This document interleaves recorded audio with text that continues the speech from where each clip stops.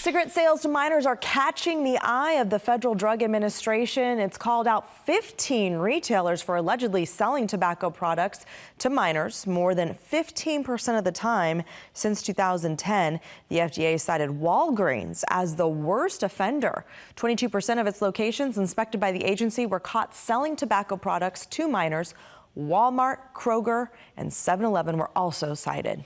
French car maker Bugatti has unveiled the world's most expensive car at an auto show in Switzerland. This $17 million supercar is just named the Black Car, and it's one of several supercars on display at the Geneva Motor Show.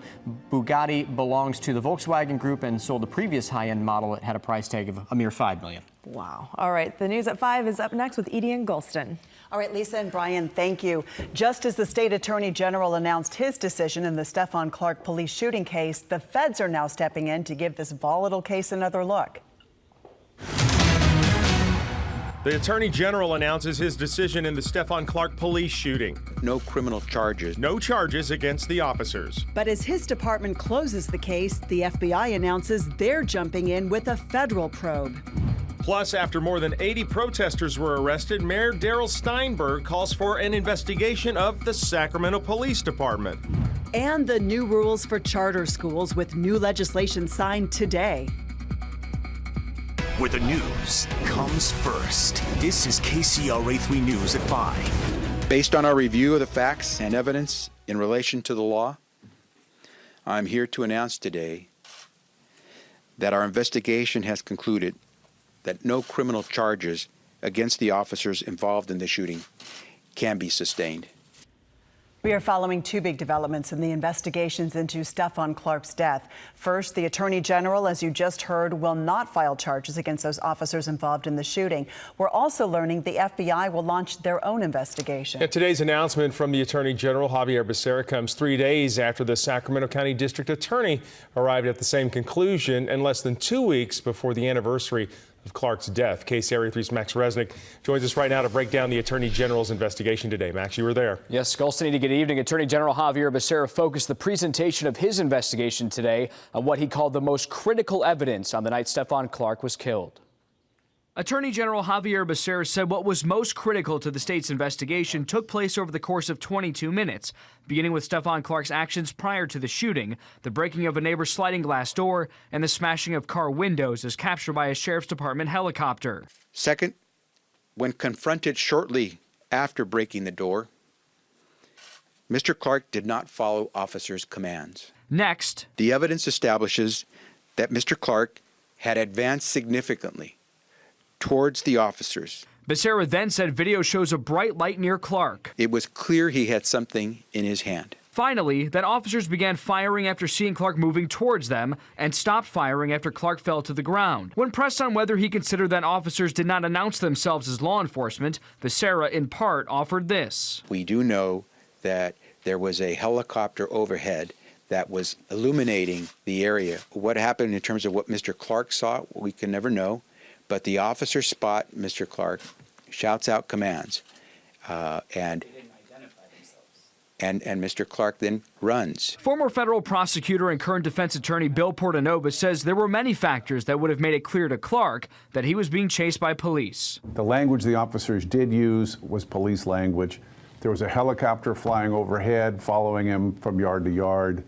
Clearly a police helicopter. Portanova says the conclusions drawn by both the Attorney General and the District Attorney over the weekend were the result of evidence strongly in the officer's favor. And like the District Attorney, Becerra did consider sensitive personal information about Clark in the days leading up to his death. That, however, was not a part of his presentation today, instead focusing on what he and his team determined to be those key factors. Golston? All right, thanks, Max. We have more. In the meantime, the FBI today released a statement that they will launch their own probe. The FBI writing that they will examine whether the shooting involved violations of Mr. Clark's federal civil rights and will involve a review of the results of the state and the local investigations and any additional investigation steps if warranted. California Governor Gavin Newsom was asked about the Attorney General's decision this afternoon. He had not read the full report yet, but the governor says he's always been a supporter of criminal justice reform and says there's not one easy solution to end bias. If you're going to get serious about the issues of implicit bias, you're going to get serious about police-related uses to use of force and the like. We need to change the culture, which means you need to change the training, which means Well, after protesters took to the streets of East Sacramento last night and more than 80 were arrested, Sacramento Mayor Darrell Steinberg is now calling for an investigation into those arrests. And there's another show of support for Stephon Clark outside Sacramento Police Headquarters, where demonstrators are calling for criminal justice reform. KCRA3's Mike Lurie is there now with a look at how the protest unfolded there and last night. That's right, Edie. As you mentioned, more than 80 people arrested last night on the streets of Sacramento, and today another demonstration. This one you can see behind me from Sacramento Police Headquarters on Freeport Boulevard, where there's more than 24 people here organized by Black Lives Matter. They are upset by the decision not to prosecute the 2 officers involved in the fatal shooting of Stephon Clark. A passionate but largely peaceful demonstration through the streets of East Sacramento last night. But after police reported seeing vandalism to some cars, they moved in to arrest more than 80 people, including Pastor Les Simmons, South Sacramento Christian Center. At one point, we were on a bridge or overpass, and we barricaded on both ends, nowhere to go. And there was still peace even in that. There was no one in that space that was resisting arrest. Hands up! Hands up! Hey, hands up! Our hands are up! This Facebook feed from Reverend Kevin Ross reveals the emotions of the moment when protesters were placed in handcuffs. Oh, it was an extreme overreaction. None of us are armed. We don't come we are operating in the way of Dr. King. We really are rooted in a nonviolent, peaceful campaign. But there were reports of some cars being keyed, and shortly after 9 last night, the demonstrators had repeatedly been told to disperse throughout the evening. Then dozens of them arrested for allegedly failing to do so. The police response has support from people like Jim Provis, who shops in East Sacramento. The neighborhood, they have the right to, feel that the police are protecting them, And they were here probably not to let things get out of hand, and I understand that, and I agree with it. Others from the East Sacramento neighborhood told us they support the public's right to protest, while also understanding that police have a tough job to do. And I can understand folks expecting more from the police officers, but with the immense amount of training that they get, and I know deep in their heart they want to do the public good, it's difficult to make the judgment call. I'm back here live outside police headquarters, where this group tells us they expect to be here for several more hours to express their discontent and displeasure with the decision involving Stephon Clark, a decision that has now been affirmed by 2 different law enforcement agencies, the California Attorney General and the Sacramento District Attorney. Reporting live in Sacramento, Mike Lurie, KCRA 3 News. Mike, we know there have been questions in the community about where various protesters are coming from. Of those arrested, where were those protesters from? So, Edie, we put that very question to the Sacramento Police Department. They told us that we would have to file a public records request to get the logs, and we're in the process of doing that. But we also know from talking to some of the pastors and some of the people involved that they say it was overwhelmingly local people from Sacramento, clergy and others, and there was not really any sort of a large influx from outside Sacramento. Yeah, we saw a lot of familiar faces, people we've seen over the months and years here. So, Mike, thank you so much. Well, tonight the Sacramento Kings will host an event. It's called Kings and Queens Rise, a forum for justice and healing. Now, the Kings say it's an opportunity for folks in the community to come together and to promote healing. It is hosted in partnership with the Build Black Coalition. That event, by the way, is going to be at the South Sacramento Christian Center from 6 till 8 tonight. Basketball players, faith leaders, and community activists will all be gathering to be part of that event. To read the Attorney General's full report on the Department of Justice investigation into the Stephon Clark shooting, we have that for you on the KCRA3 app. All right, turning to weather here in Northern California. Yeah, rainy and soggy day again today. We had on and off showers here and there throughout the day in the valley. Here's a little shot of what it looked like in Sacramento. That's Florin Road right there. People had their umbrellas out and the roads were slick. And let's show you the conditions right now in Fairfield, Sacramento, Stockton, and Lake Tahoe. We are seeing cloud cover as far as the eye can see, as far as our cameras can see. So let's check in with Mark and a look at that weather out there. And, not a big amount of rain today. Most areas in the valley picked up about 1/10 of an inch of rain. The steadiest rain was actually late this morning and into early this afternoon. And most of the afternoon has just been overcast without anything in the way of widespread steady rain. A couple of showers beginning to develop in parts of Yolo County County along 505, making their way up Interstate 80, now getting some rain into the Davis area, and we're now just going to get some rain into downtown Sacramento. But this is all very light rain, but certainly enough maybe to slow you down on Interstate 80. There is more rain out there in the Pacific for tomorrow. I'll show you the timing on that in just a couple of minutes. Mark, thank you. And we have an update on the new home for hundreds of homeless people in Modesto. 300 uniform waterproof tents are now set up under the 9th Street Bridge. Modesto calls this an emergency outdoor shelter. More than 420 homeless people were living at Beard Brook Park after a federal court ruling made it illegal to cite homeless people if there was nowhere else for them to go. The city says this new location is working out better so far. I mean, we're staying as dry as we possibly can. The puddling has, subsided, so we know where to dig and everything else like we did over there at Beard Brook. The city has posted notices that all of the homeless people must leave Beard Brook Park by Monday the 11th. They will then fence off the park and clean it before reopening it to the public. Well, getting now to the deadly storms and tornadoes that hit Alabama and swept through several southeastern states. Search teams continue to look for possible survivors in the miles and miles of debris. The coroner now says that all of the 23 people who have died have been identified. The youngest just 6 years old, the oldest 89. Dozens were left injured.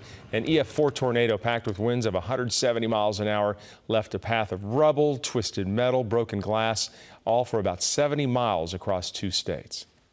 There's one family in there. It was by marriage. They're connected, and there are over 7 people this man lost in one family.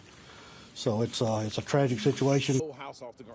And there are still a handful of people left missing. Officials say they are not giving up hope and still calling it a search and rescue operation at this point. President Donald Trump says he will visit Alabama on Friday. To Southern California now, where Santa Barbara County has issued evacuation orders because of the incoming storms in the area there. The county telling those living near recent burn areas to get out. And they sent out this map of the burn areas. So you see in gray on top, and the red area, that's the area of debris flow risk. Everyone living in those red areas are being told to leave immediately. The Sac Fire Department tweeting out a picture of the Army National Guard unit on standby in Riverside. They say these large trucks are used in high water rescues and may be needed in the upcoming storm.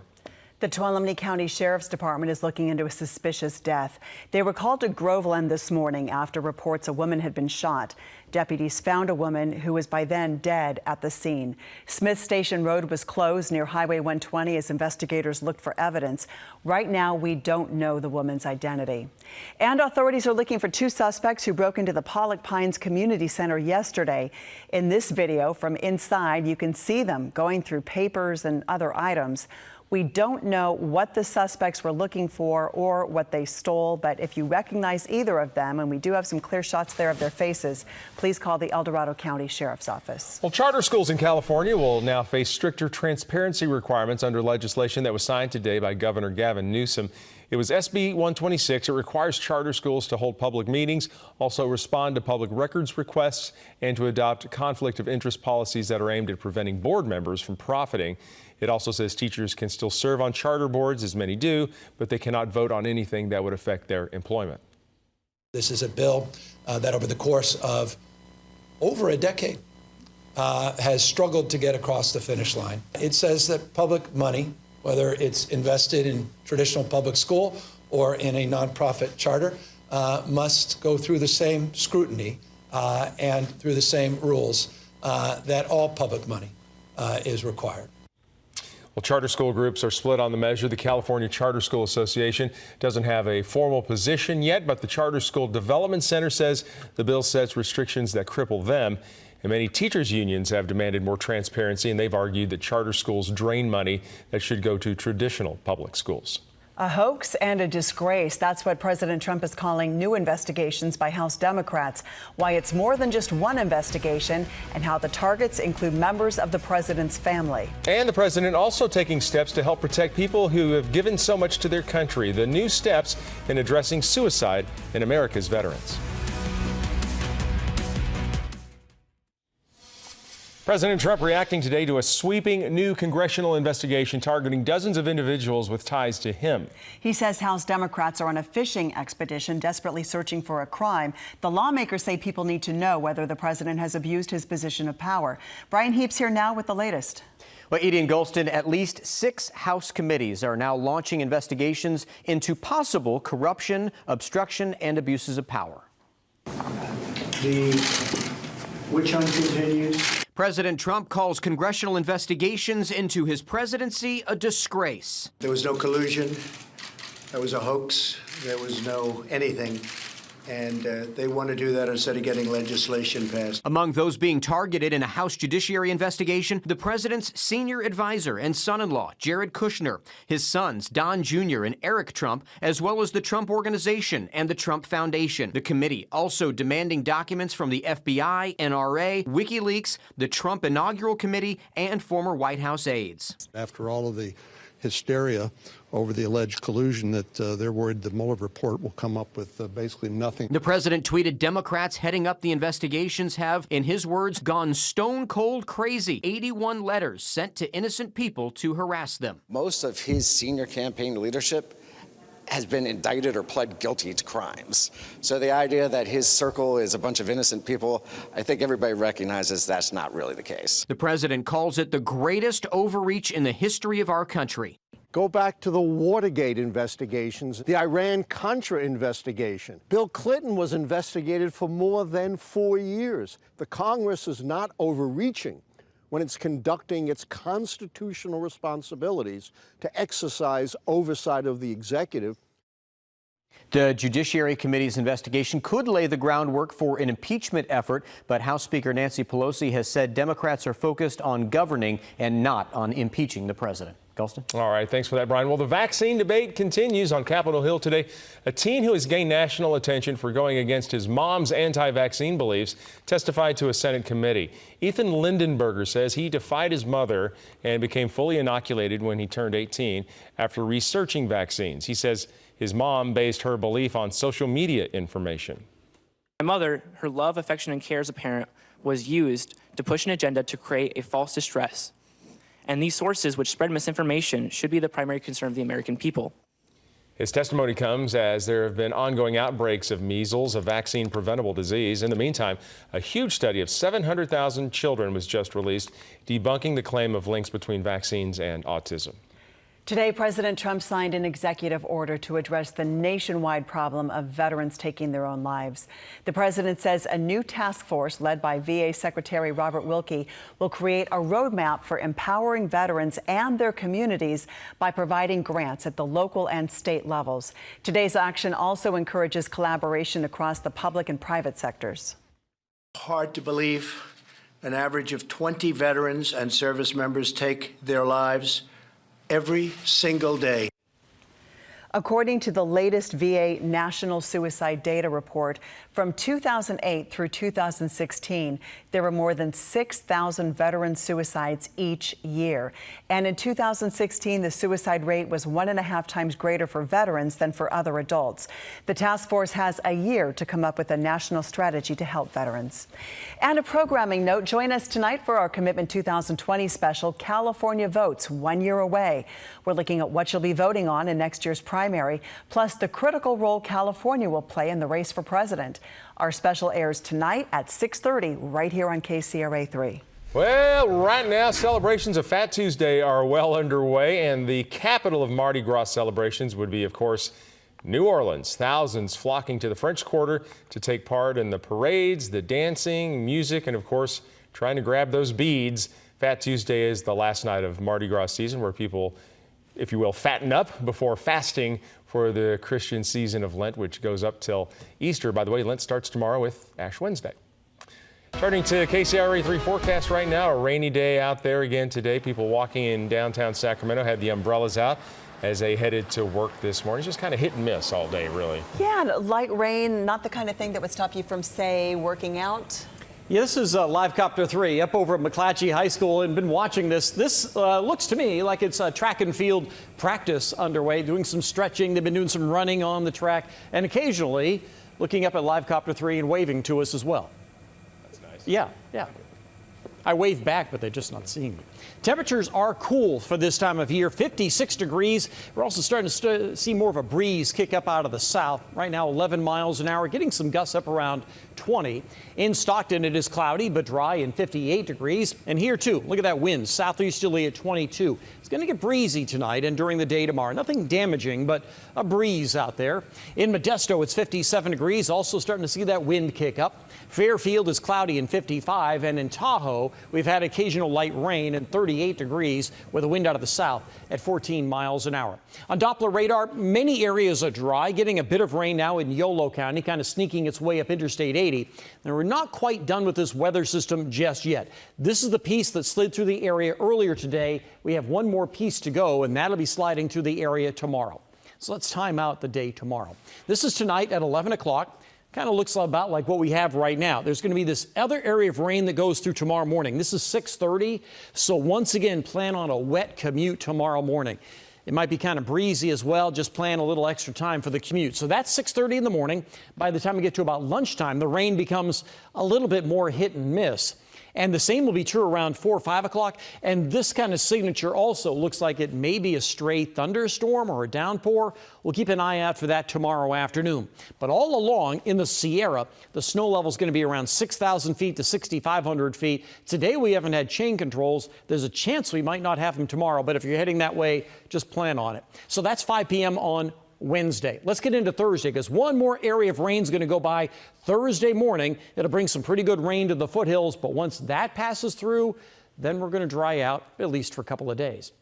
So tomorrow in the Sierra, snow level around 6,000 to 6,500 feet. Temperatures in the Tahoe Basin will be in the upper 30s. Pollock Pines, Arnold, Yosemite Valley, all rain this time around with temperatures in the 40s. The foothills will have on again, off again rain tomorrow with temperatures only in the upper 40s to low 50s. A very cool day. We'll stay cool with occasional rain in Fairfield and in the valley. There is a chance of an afternoon thunderstorm tomorrow afternoon. The steady rain will be in the morning. Our temperatures will be cool once again, only reaching the mid-50s when the average daytime high for this time of year is 65. I think it'll be dry on Friday, and right now we still have the weekend cool but dry, and that could be true all the way into next week. If that forecast is true, that we're dry from Friday into early next week, it would be the longest stretch of dry weather we've had since January. Okay, a lot of people appreciating that at this point. Mark, thank you. All right, well, Yosemite National Park's offering a preseason lottery to climb Half Dome. All hikers are required to have permits when they go up the subdome steps and the Half Dome cables. So the preseason lottery opens up this Wednesday, or next Wednesday, I should say, next Wednesday, March 13th, and goes until March 31st. Permits are distributed by lottery through recreation.gov. 225 permits are available each day the cables are up. Applicants will receive an email with results by mid-April. Good luck. In Yolo County, the library is hosting free tax preparation events for eligible families in Davis and West Sacramento. There are several locations, including the Arthur Turner Library and Woodland High School. If your household income was under $60,000, you may be eligible. You can call 211 or a toll-free 800 number, or visit the website yourfreetaxprep.org to find out if you are eligible to get this help with taxes. So up next, a turtle, a giant sneaker, a cow off to the races. It sounds like a joke, but it really happened. We'll show you next. Tonight, we'll have the latest from London, where several explosive devices have been found at transportation hubs. Also, the teen vaccinated against his mother's wishes on Capitol Hill today, speaking out about vaccines and misinformation on NBC Nightly News. And a major announcement in Sacramento today, putting it in the same category as world-class cities, the special designation that's coming that will help celebrate and promote the city's vibrant restaurant scene. We did a double take on this one, a race we don't see every day. This is one with mascots. Feast your eyes, if you will, from an otter to a turtle to a giant tooth. Mascots from Chick-fil-A, the Cat Depot, don't know what that is, New Balance, and more joined in this to raise money for turtles. This was all out on Siesta Key, that's in South Florida. And we saw who came in first. How about who came in last? Well, the Chick-fil-A cow had a tough time going there. He's not even trying. Isn't that funny? Right, and maybe he was like, hey, the chicken can run the race. Because they always, put it right, on they're the always chickens. on each other. All right, As for the turtle, it's supposed to be slow and steady. Not this race. NBC Nightly News is next, and of course, we'll have much more news on the other side. See you at 6.